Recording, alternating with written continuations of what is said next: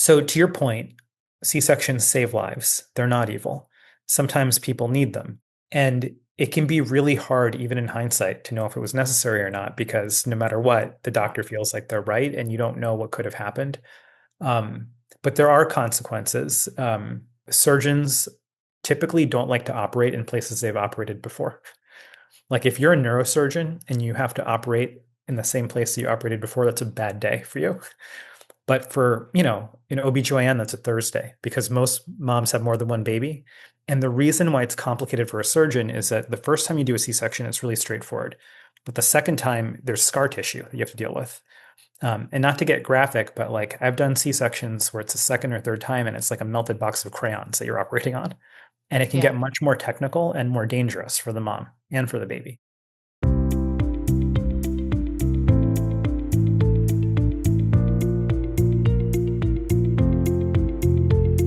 Welcome to NICU Heroes, a podcast produced exclusively for NICU professionals, with me, Kathryn Whitaker, as your host. I'm the mom of 6 children, including my very own NICU baby. This podcast is produced by Hand to Hold, a national nonprofit dedicated to providing free personalized support, resources, and community before, during, and after a baby's NICU stay. As a NICU professional, you've been well trained to care for the tiniest and the sickest babies every day. While a NICU parent's scars are not as visible, those parents are often as fragile as their babies, requiring patience, guidance, and encouragement to ensure that they are mentally, emotionally, and physically prepared to endure the pressure of a NICU stay. NICU Heroes is dedicated to helping NICU professionals, like you, better understand, support, and nurture the entire NICU family. Howdy, everybody. Welcome back to the podcast. It's great to have you here. I really love doing these episodes for y'all for NICU Heroes. I love that you get CEUs for those and that as NICU professionals, we get to dive really deep into a topic, and today is no exception. So Dr. Neel Shah is my guest today. He is the Chief Medical Officer for the Maven Clinic, and he's really focusing on maternal morbidity and how that affects neonatal health. So there's a beautiful tie there. And the more that we know, the better advocates we can be for our tiny babies as well as their moms. So I hope that you enjoy this a little bit deeper dive into what that all means for you in the NICU and what it means for the babies and the patients that you serve. My guest today is Dr. Neel Shah. He's Chief Medical Officer of Maven Clinic, the world's largest digital clinic for women's and family health, and he's a lecturer at Harvard Medical School. He oversees the design and delivery of Maven's care model, serving about 24 million people globally in all phases of life. As a physician scientist, Dr. Shah has written over 100 articles and contributed to 4 books. He was also a term advisor to the Office of Research on Women's Health at the National Institutes of Health. Dr. Shah has been recognized with the Franklin Delano Roosevelt Humanitarian of the Year Award from the March of Dimes, and he serves on the boards of Neighborhood Villages and Diana Health. So with that, let's get to a really fantastic interview. Well, I'm really excited to have you on the podcast, Dr. Shah. So thanks for making time in your busy schedule to be here. You bet. Thanks for having me. Well, I always like to start with this, particularly when the person on the other side of the screen has way more knowledge than I do. So give me an idea of why you chose medicine and why particularly maternal morbidity. I know that that's a big emphasis of yours. So let's talk about why medicine to begin with and then why that specialty. Yeah, the big why. By the way, I don't know that I know more than you do. I bet you know more on this topic. Well, let's put our knowledge together then. There we go. So I grew up as an Indian kid in New Jersey, so I obviously went to medical school. That's why medicine, very predictably. But then that was the last predictable thing that happened in my career, Kathryn. What happened was in the mid-aughts, I think they're called. This is like 2006. There was a freshman senator from Illinois who decided to run for president. And at the time, he had no chance of winning the presidency because Hillary Clinton was the favored nominee for the Democratic Party. But I was really taken by his campaign early. And a lot of his campaign was focused on affordability in healthcare. So I actually took a leave from medical school for a couple of years and learned about the process that got him elected president in the end.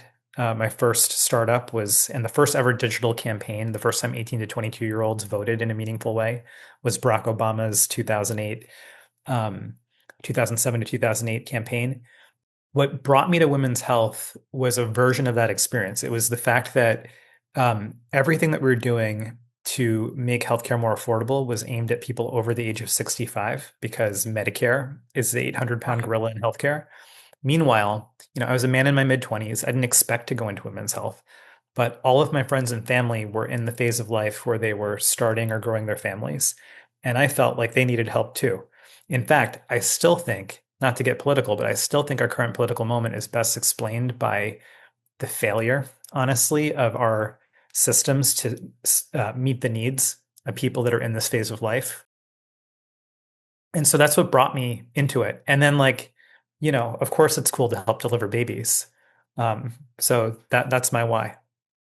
Well, I actually would agree with you in the sense that I don't think I realized this how deep the system went and how complicated it was until we had our own NICU baby and we got pushed into a system and I had been having babies. I mean, this was our fifth baby. It wasn't until I saw it up close and personal that I was like, oh, there's a lot of opportunity to grow here because you're right. Like on the other end, I heard a lot about Medicare, but not as much about on the front end and how we help families grow. But the overwhelming burden that sometimes medical bills and just navigating the system, it's a lot. So We I'm take it grateful for that you mentioned granted. that. Yeah. Well, it's like, I think that we give it lip service because everybody cares about families, from a rhetorical perspective. But then, we also take families and we take moms in particular for granted. Because, right, like in almost every society on earth, moms are expected to put themselves last, to put their families first. You see that dynamic everywhere. And at the end of the day, we carry on, right? Moms are resilient, but it doesn't mean that they don't deserve better when it comes Yeah. to support. So, Well, I'm glad that's a pretty outstanding why. I'll say I ask people that question a lot and I'm always fascinated. Like it gives me a glimpse into the passion in which you sort of bring to the table when you help the people that you're helping. So I love that. Okay, so maybe let's talk about so physician scientist. I love that term. So let's dive into that. And then as a physician scientist, sort of how, Dr. Shaw, do you define like severe maternal morbidity in the work that you do? sure. I mean, so first of all, I didn't mean to be a physician scientist. I meant to move back to New Jersey after school and hang a shingle somewhere and, take care of people in my community. But then again, I think that my residency training in OB/GYN radicalized me a little bit because, there were 11 people in my residency class. And the way that you get hired into a residency is through something called a match. You do a bunch of interviews, and then one day every medical student in the country opens an envelope and they tell you where you're going. And there were 11 people in my residency in Boston, and I think I was the 11th choice, the odd one out. Um, but I kind of always looked at the profession a little bit sideways because, I didn't expect to be there, and I didn't know what women go through. One of the things that really struck me is that I've later found out that the decision to do a C-section, for example, is probably the most common and consequential surgical error in the world. And what I mean by that is that we either do it too often, too soon, or too little, too late, depending on where in the world you are. But it's really hard to get right because when you do a C-section and the baby comes out looking perfect, you're like, well, it's a good thing to do a C-section. And if the baby looks kind of lackluster and blue, you're like, that was a sick baby. It's a good thing I did a C-section. So you're always right. And what drew me into becoming a scientist was just a fascination with why we do C-sections so much and the frustration with not knowing, and then seeing all the downstream consequences. Like cesarean sections have become 500% more common since I was born. That's a lot, right? And they're meant to be Yes. a life-saving rescue. But full-term babies are no better off than they were in the 1970s. And moms are 50% more likely to die. So we're actually going the wrong way. And so you look to your left, look to your right, 1 in 3 people has a C-section.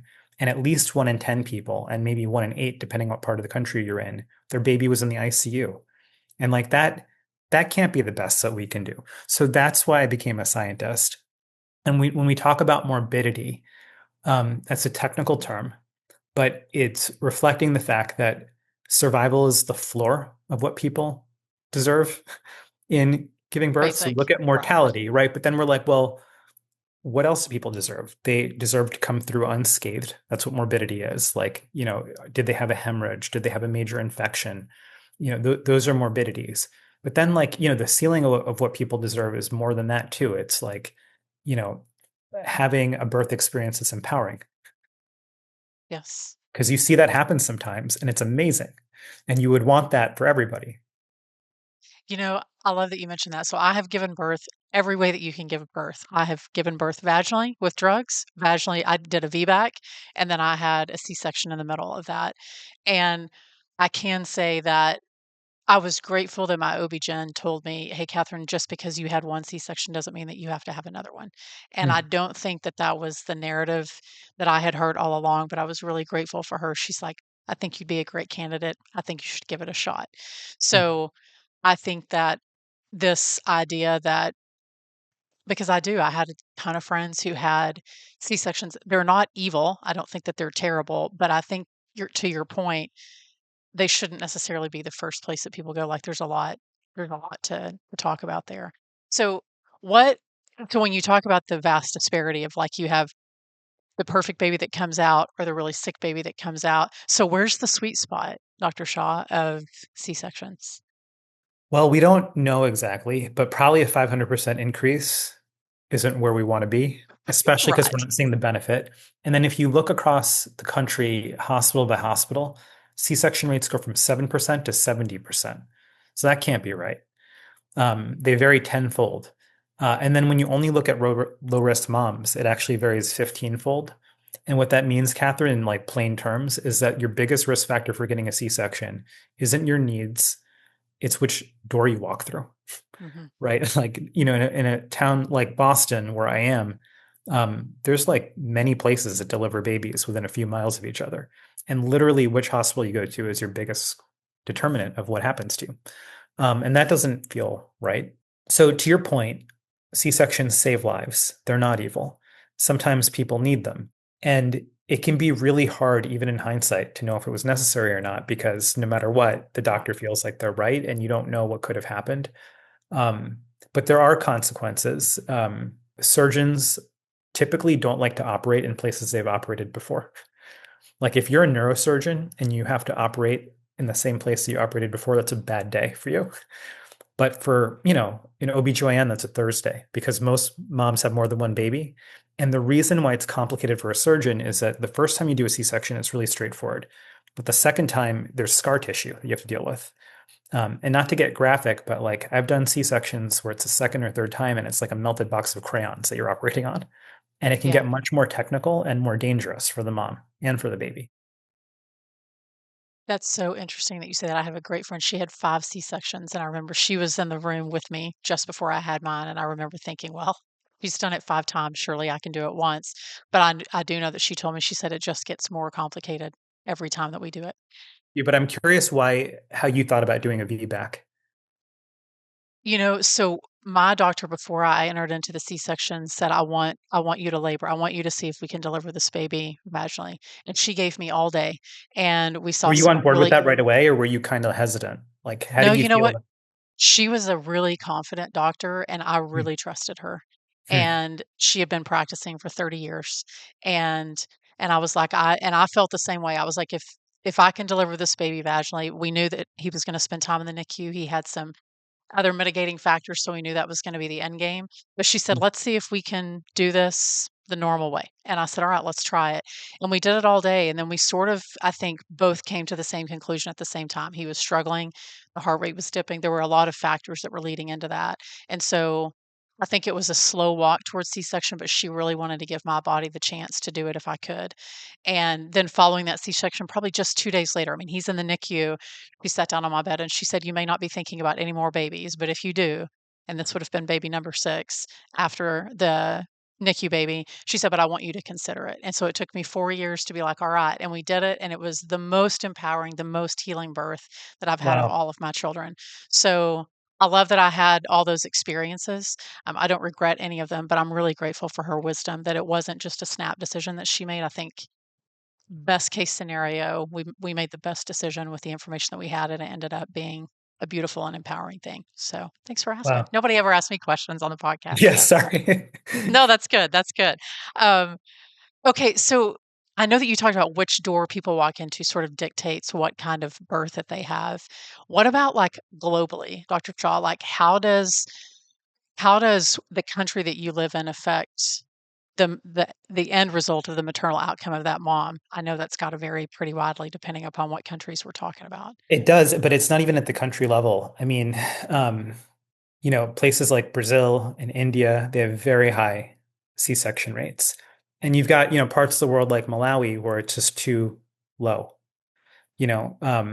But typically in most of the middle income and transitioning countries, as soon as you have like some of the basic infrastructure to do a safe C-section, the C-section rates explode.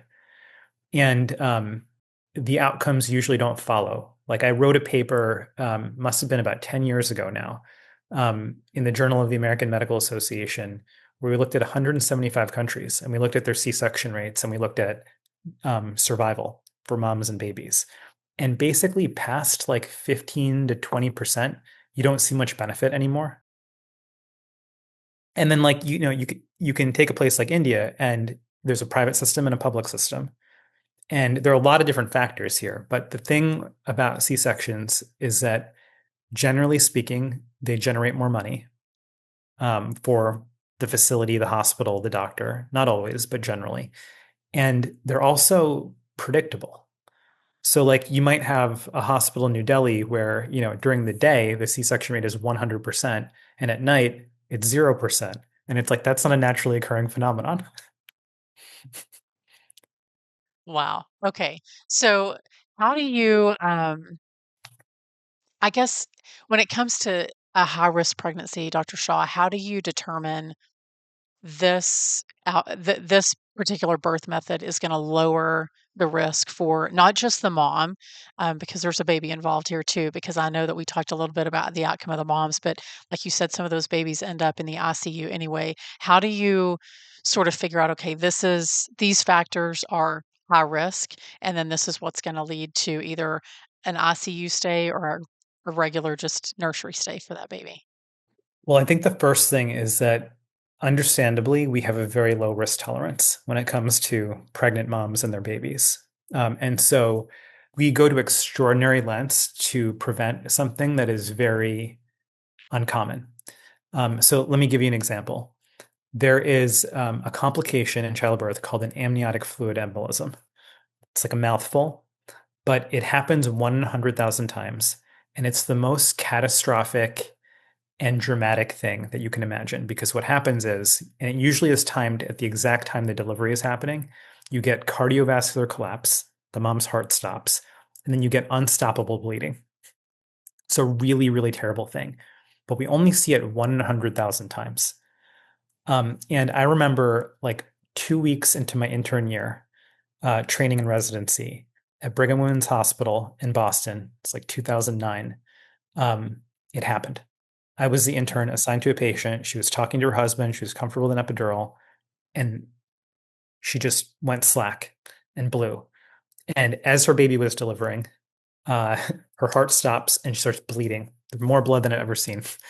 And the Brigham saves her life, the hospital, by emergency releasing a really rare medication that gets her blood to clot. And, she gets the full spectrum of high intensity care.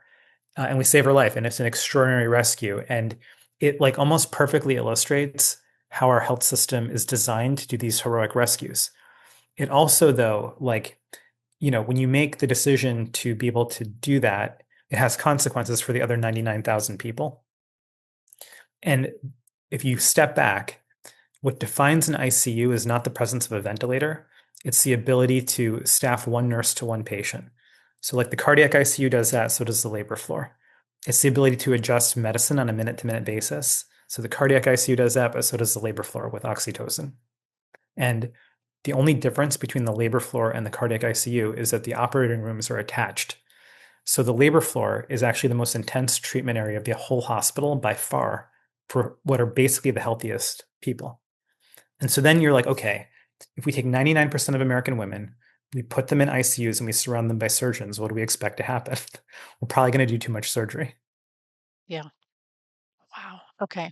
It's fascinating. Okay. So, do you think that we often treat maternal health and neonatal health as two separate things? And if so, what are the outcomes of that? Should we be treating them in connection with one another? They be treated the same? Like, in your experience, what do you think is the best approach? Well, I mean, I think multiple things can be true, but we forget that sometimes. And what I mean by that is that, of course, the health of the mom and the baby are connected. But again, I think this is a place where we sometimes forget that moms matter in and of like for their own sake. They're not just vessels for their babies, you Yeah. know? And so, just to give you one structural example of how this plays out, in most of America, the labor and delivery unit loses money for the hospital. It costs more to provide labor and delivery services than they make. And the reason is that to really take good care of people, you need doctors like your doctor who is patient. But it's expensive to have doctors and nurses wait for something to happen, Yeah. right? So labor floors generally lose money, but NICUs make a lot of money. Yes, they do. And so think about the implications of having a connected labor floor and a connected NICU where one loses money and one makes a lot of money. That sets up a system where, one, it reveals the preference of how we value moms versus babies, but two, it sets up some really weird incentives for the care that we provide to people. And I'm not saying like the people on the ground are usually, in almost all cases, really, really good people. They care a lot about their patients. But one of the adages I live by is that a bad system will beat a good person every time. And when you've got a system with those incentives, you end up doing things to people if they don't need. And actually, in a way, it can be harmful. Like you said, the most empowering experience you had was the one where you didn't need all that. Right. And so, like, how do we get as many people that experience that you had as possible while also making sure that we're not, letting go of all the capability and progress that we've made to be able to rescue people? Well, and I'm learning the more that I talk to doctors and honestly other moms how rare my experience was, both in the NICU with our one doctor, and then I ended up delivering with a different doctor at a different hospital with my VBAC. And everyone always says, I can't believe that those were your experiences because that does not mirror mine. Mm. And I don't think it's because I'm smarter. I think sometimes it's better to be lucky than good. And I had two really fantastic doctors who listen to me. I don't know, maybe they thought, "Oh, she's the mom with a bunch of kids. Maybe we'll listen to her." I don't know why, but, I'm grateful that I had that experience because it makes me even more, I think, empowered to share with people that it's possible, Mm. and sometimes you just have to be willing to really advocate for yourself, but sometimes when you don't have the support system to do that, you don't know that you can. So, I think that that's probably a big challenge too. So Can I ask you another question? absolutely. Um, is that why you became an advocate? Is it because you felt like you had an experience that a lot of people don't get? Absolutely. Sometimes our babies, I say the smallest people in my life made me take the biggest leaps of faith. Hmm. Um, yeah, I mean, I know that it's important. The more, education is power, the more that people know, the better that they can advocate for themselves and believe that something's possible and change their outcomes. So I'm a big believer in education's important. The more that you hear about people's experiences, the better you can make the system. I can't fix it all, but if I can get a few moms or a few hospitals or a few doctors to maybe see something different, then I think we're doing little baby steps, I guess. We learned that in the NICU, kind of a few steps forward, a few steps back, but overall baseline, you got to be above your baseline. So I think that's what Yeah. we're learning. Um, okay, so let's talk a little bit about this, maybe how NICUs can sort of focus, Dr. Shaw, on sort of how they think about moms. So when you have a baby who's in the NICU, and I know you talked about this disparity of one doesn't make a lot of money and one makes a lot of money, how do you sort of balance that disparity a little bit more while still taking great care of both babies who are in the ICU? It's a critical place to be while also providing really great care for their moms. Well, now this is an area where I expect that you'll probably be much more knowledgeable than I am from your lived experience. But um, the way that I think you and I got connected originally was through hand to hold. Yes. And hand to hold exists because there was a need to fill. And when we look out across the country, it's a patchwork when it comes to NICU support. And one of the, I think, catalyzing things for hand to hold was that um, the clinical care in the hospital isn't enough to support the parents as well. And there's something really powerful about that peer-to-peer support and the lived experiences that you're able to bring to the table to help people realize and have hope that, and even just manage their circumstances. Um, my way into this, though, was through my role at Maven Clinic. So, Maven Clinic is the world's largest virtual clinic for women and families. And what that means is we take care of 27 million people all over the world who, through their pregnancies and through their postpartum period, which includes a lot of parents in the NICU. And I started to look into what we could do to better support the people that were charged with caring for. And I learned that since 1995, and I'm the statistics guy, right? I'm not the lived experience guy, but like since 1995, the number of NICU beds in our country has gone up by 65%. Meanwhile, the birth rate has plummeted by 20%, and the prematurity rate has actually gone down. So we have less need for those beds, and yet they've gone up by 65% and they're all full, which means, like, again, the people in the NICU are providing, they're doing God's work, they're providing really important care. But, a lot of folks are in the NICU that should be home with their parents. And one of the biggest reasons why is because parents don't feel empowered and they don't feel ready because of the way that the NICU works. Yeah, we were in one NICU that was essentially in a bay situation, and then he was critical, and we ended up transporting him for surgery. We ended up being in a family-centered care NICU. They were both great NICUs, but vastly different in the approach of how they cared for the baby. But I was no longer just the mom. I was a pretty important part of the care team. It was a vastly like I got like real-time experience in those 2 very different NICUs of how we approached care for our baby, and maybe that was why we sort of went the advocacy route because I got to see it modeled for almost 34 days at one NICU as opposed to the other one, so it was, a fascinating field study. I didn't anticipate doing that, but looking back, I'm like, "Yeah, we actually gained a lot of information What just did they do by the differently shift." there? Thou I was the first person that they asked when they would come in the room. They would say, "How does he look to you? What are you concerned about?" It wasn't, "We're gonna do this. This is on the schedule." They weren't talking to anybody, any of the other specialists or any of the other people around in that room, whether it was respiratory, NICU nurses, feeding specialist. It was always, "Mom, we're gonna start with you." And that made me feel like, okay, they actually care. And because as our neonatologist said, "You're the one that knows him best, but you have more eyes on him, more FaceTime with him than any of us." A hundred So, percent. I mean, like, so one, it's empowering right, to treat the family as a member of the care team. And that's good for the baby when the parents feel confident. But also the parents know things that the doctors never will. And I think that's the other thing. That's a powerful statement. So I realize, but like, you know, that in the dawning era of big data and artificial intelligence in 2026, our parental intuition can still supersede technology. It turns out there's no better barometer for fetal well-being than a mom's sense of how much the baby's moving, right? So if a mom shows up to an emergency room and says my baby hasn't moved, they go to the front of the line, right? They don't use any other technology. Like that's all they need to know is, and then right. that intuition persists obviously long after birth. And we apply it all the time. We know this, right? It's like the cry that doesn't sound like the other cries. It's the kid that doesn't look the way they usually do. Like that intuition comes from that parental deep observation that we do. Um, and technology just can't replace it, nor can clinical training. Now, clinical training has a role too, and technology does too, but we have to bring all of that together. And it doesn't Yeah. happen consistently to your experience.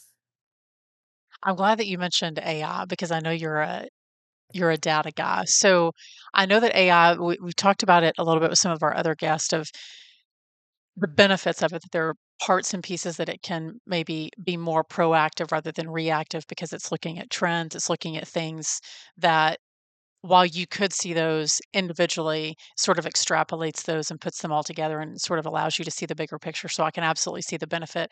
But then to your point, there's some things that only our natural human instinct tells us that's wrong. So how do you balance, Dr. Shaw, I think the influx of AI into medicine with the personal human part of our just natural gut instinct? How do you balance those two? Well, I mean, I think um, we have to realize that even as technology becomes increasingly capable, there are things that we just value about humans that are independent of that capability. And I think one thing to recognize too is that by design, life is uncertain, Yeah. right? And actually, that's a fact. I've had a lifelong fascination with human beings and humanity's desire to control reproduction. And I've concluded over the decades of effort that it's not fully controllable and full control isn't even desirable, right? Because in that uncertainty, we come together and there's meaning in that, in navigating that uncertainty together as humans. Like that's a big part of meaning. So technology cannot do that. I also think that these technologies, like what a time to be alive. There are capabilities right now that I couldn't even imagined a year ago. And just to give you an example, um, there's unsurprisingly a really high burden of mental health challenges for parents in the NICU. Many experience things like PTSD, of course, postpartum depression. The gold standard for screening for postpartum depression is a survey, and that'll be medieval in short order because it turns out that ambient listening, which is just using tone of voice and other cues, is pretty good at discriminating whether people need more help. And doctors can eyeball people and know that they need more help too. But having resources that can do that with more consistency could really close the gap because we don't screen people to the degree that we need to, and we don't get them the support to the degree that we need to. So I'm really excited about the capability that we can deploy, but I'm also clear-eyed about like what it's for at the end of the day.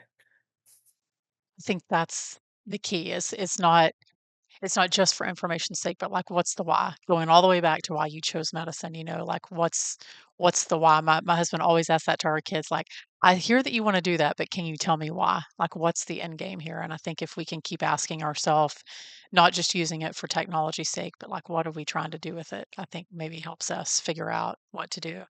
Um, all right. So when you guys I know that there are certain risk factors that happen in delivery. There's certain risk factors that happen when a mom has her baby in the NICU. And then some of those risk factors sort of escalate when we were talking about postpartum depression when she actually leaves the NICU.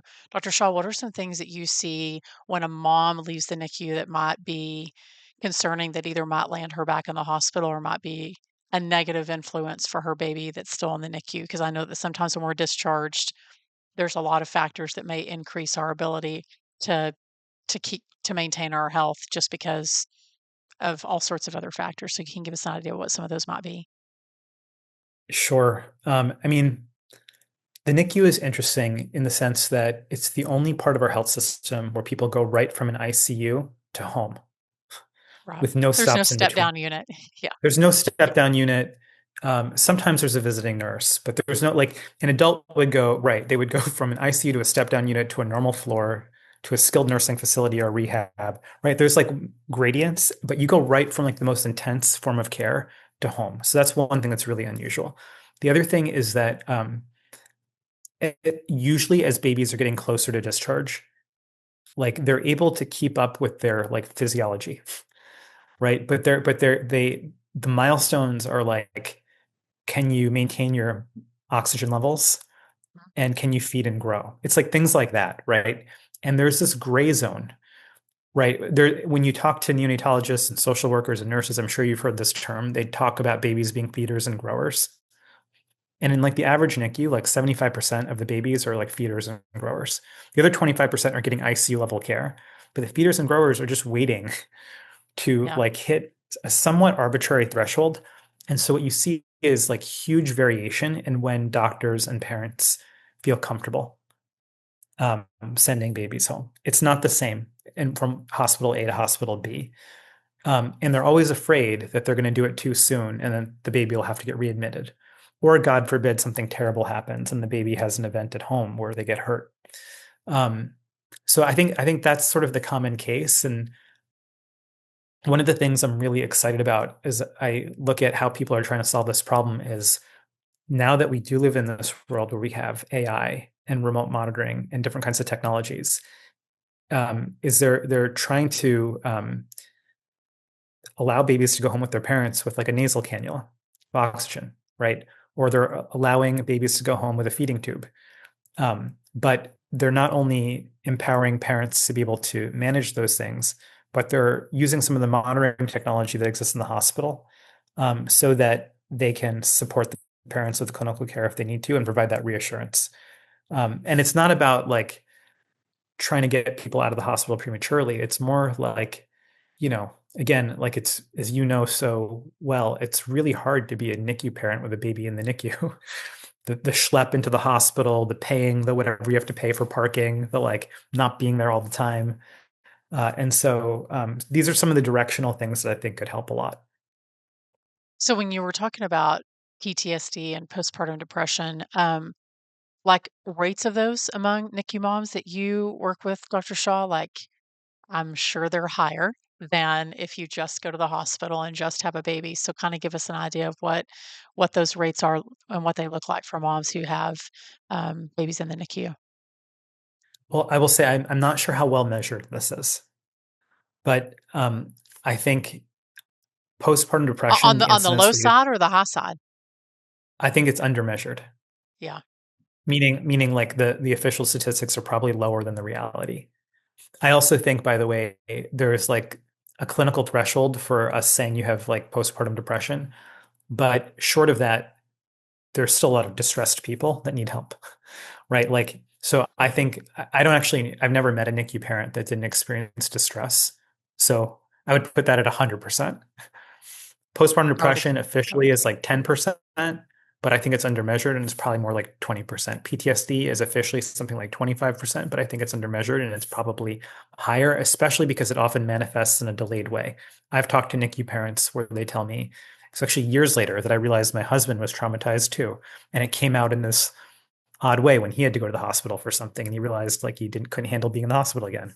And so I think I think that's some of the challenge, but I think it's safe to assume that every mom and dad and set of parents who has a NICU baby would benefit from mental health support, every single one.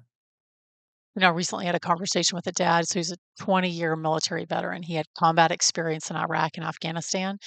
And I was asking him about, the correlation. Did he feel prepared to be in the NICU because he had been in the military? And he said, yeah, I mean, there was definitely some overlaps, but he said, give me a day in combat any day over another day in the NICU. He said the PTSD was much greater in the NICU than it was in his combat experience out in the field, which I thought was really fascinating. One, for that observation to be made, but also for it to be made for a man. So that was eye opening for Hmm. me. Um, so if you have a NICU nurse, a NICU professional who's in the NICU, one, caring for the baby, but also has interaction with the family. I mean, there's certainly things, cues that they pick up on. How do you think, or what do you think some factors are that nurses should be looking for if they're thinking this might be a sign that this mom, this dad may be in distress and it might be extreme stress, like it might be more than what we would consider normal and manageable? What would be some signs, Dr. Shaw, that you would look at that and say, yeah, we probably need to step in and offer some help, or that seems concerning? I don't know, Catherine, if the gap is recognizing that people need help. I think NICU nurses are really good, generally speaking, at knowing um, and we've got formal ways of knowing and training, but we also just have human being ways of looking at somebody and knowing that they need help. I think the gap is the availability of that help and the adequacy of Okay. that help because, we have a shortage of mental health providers. Um, they can be really hard to access, especially like when we look out across our country. We have a big country, and there, especially in rural America, we called them deserts from a clinical perspective because there just isn't um, availability and expertise.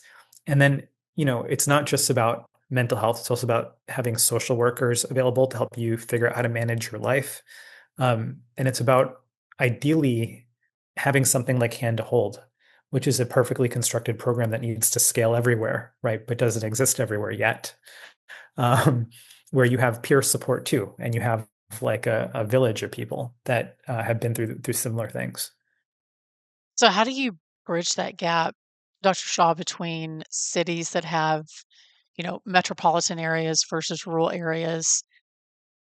What's the stopgap for getting those who are in rural areas better care, better resources, better access that we have in a metropolitan area?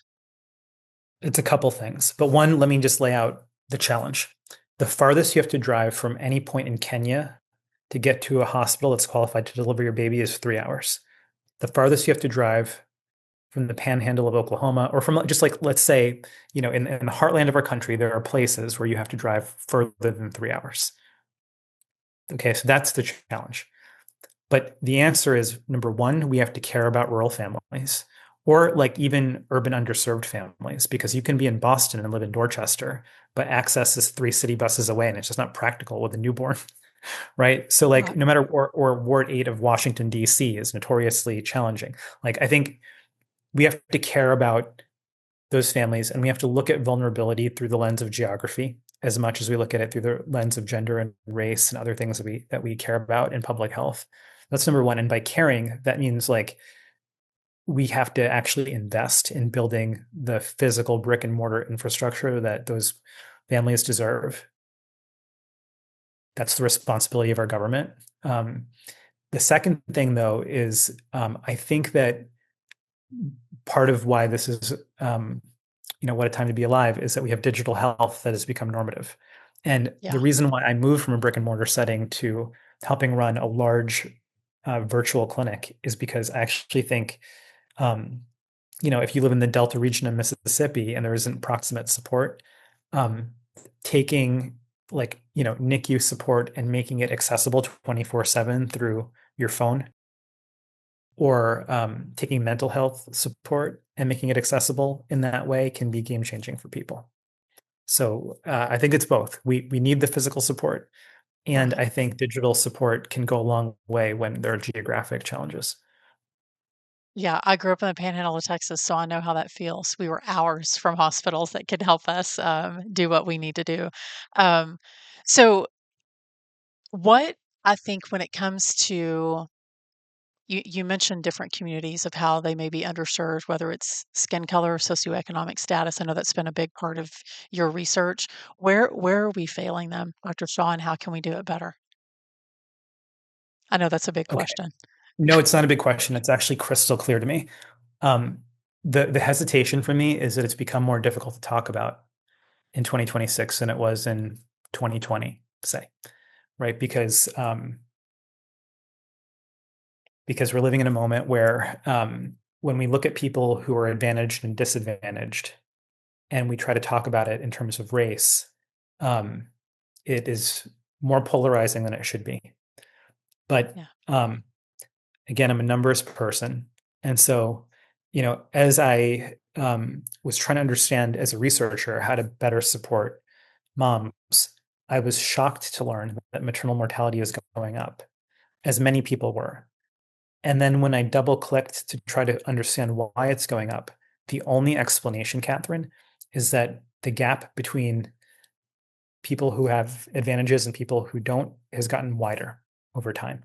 And one of the most stark examples is race. Specifically, if you're Black in America, you're 3 to 4 times more likely to die in childbirth. Again, the whys are really uncomfortable.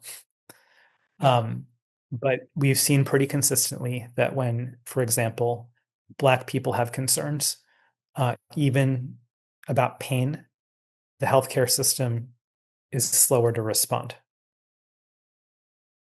And it's not even a conscious thing, right? Because a bad system beats a good person.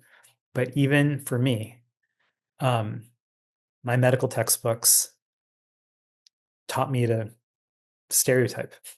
Like every clinical vignette that you read tells you the race of the patient and trains you to make a bunch of assumptions, which may be true or may not be true. I had a great neonatologist on last season, and we were talking about her ability to relate to patients. And she said, we often just don't ask the question, why is that hard?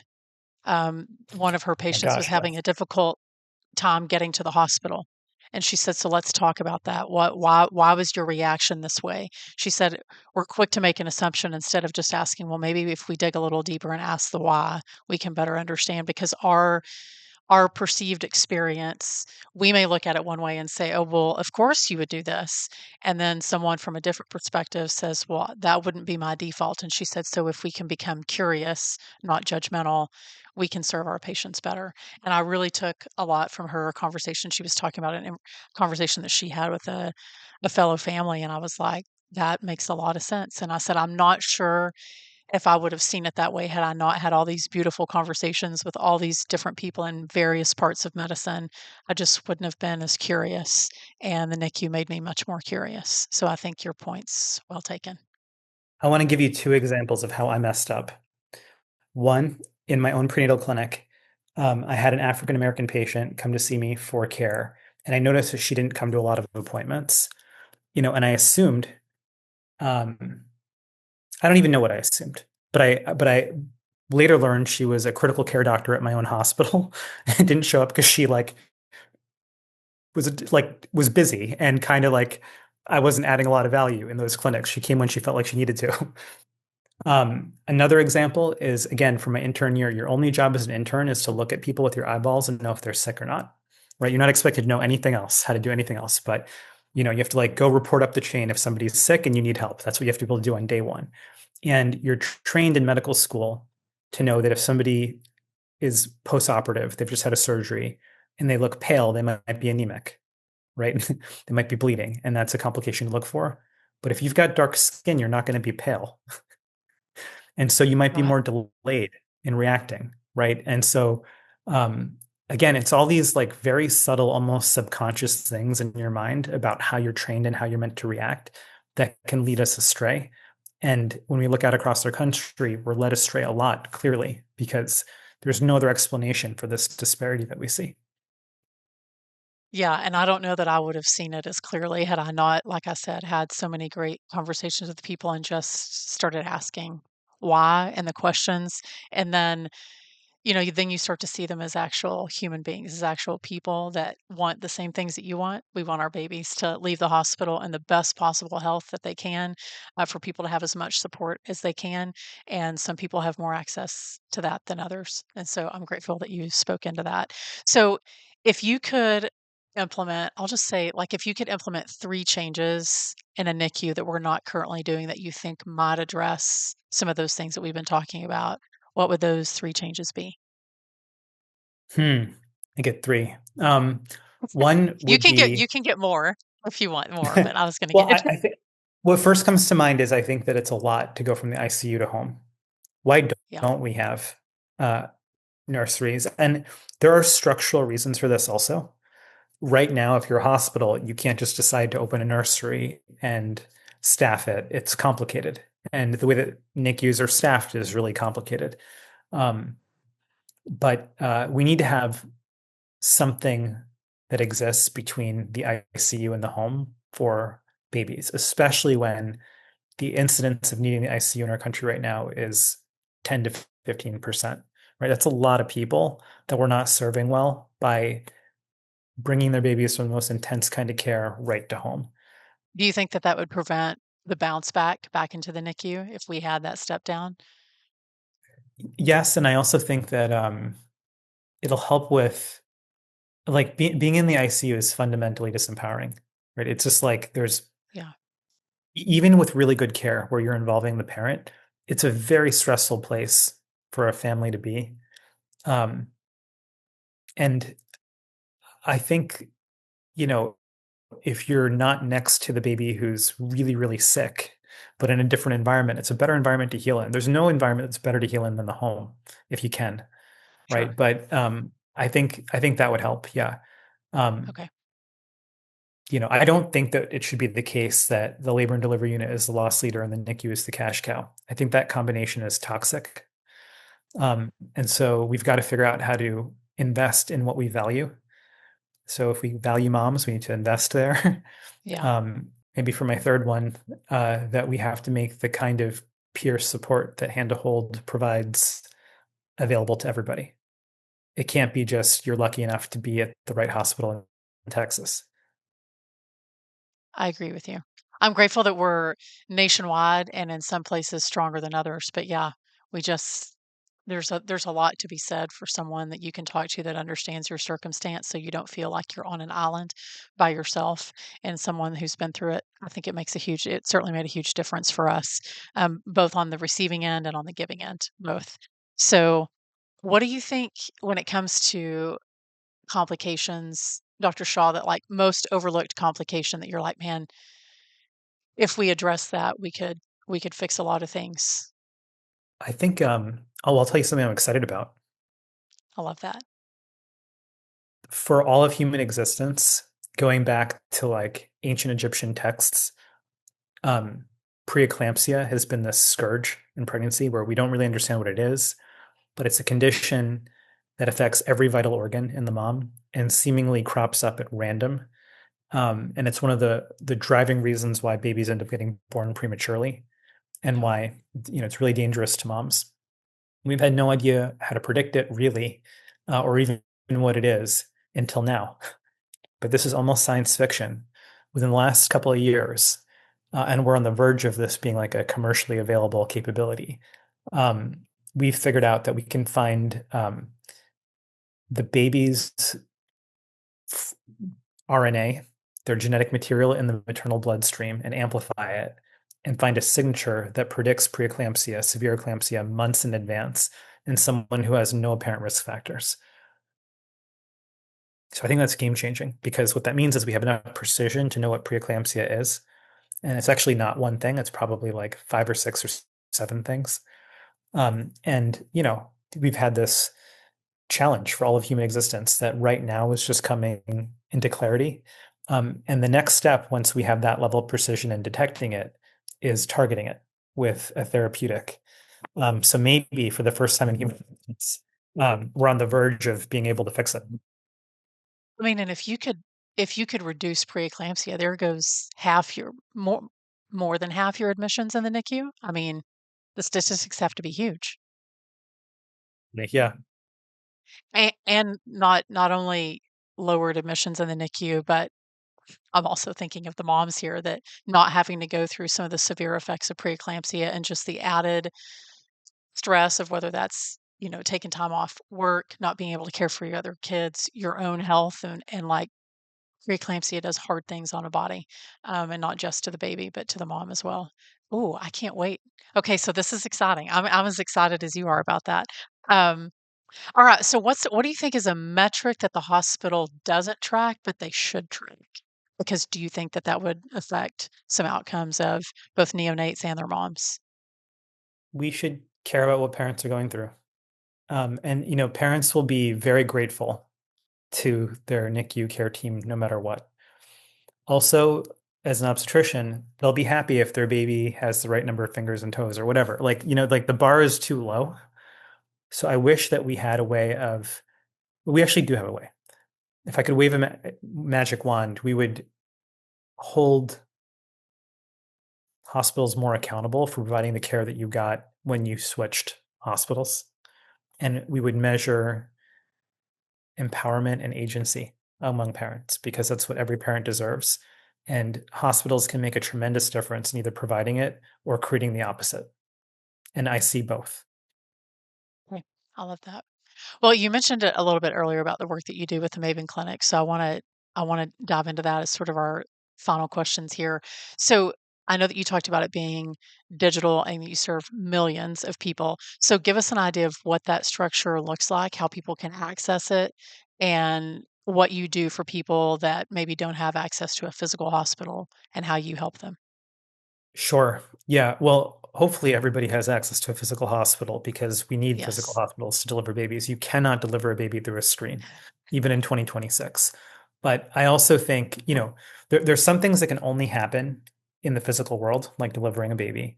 There's some things that can happen in the physical world or in the digital world. And actually, when you look at prenatal care, it's like 14 visits in 9 months. That's a lot. So probably there are a lot of those visits that should happen virtually because it's a lot to put on a parent, right? And like they don't need to be. So, but then there are things that can actually only happen in the digital world and can't be replicated in the physical world. And that's part of what I'm most excited about. And so, for example, like, we live in a world where 30% of the patients that we care for have a wearable, either like an Apple Watch, like I have on, or an Aura Ring or something like that. Right. And, you know, in the coming months, these things will be so good that they can take a blood pressure, right? And for preeclampsia management or pregnancy management, that is game changing. So, we should be able to integrate all that data and ultimately use it to provide better care and more availability. It's really hard for a brick and mortar clinic to answer the phone or to respond to somebody with a clinician within 30 minutes, any time of day, no matter where they are. But I can do that at Maven.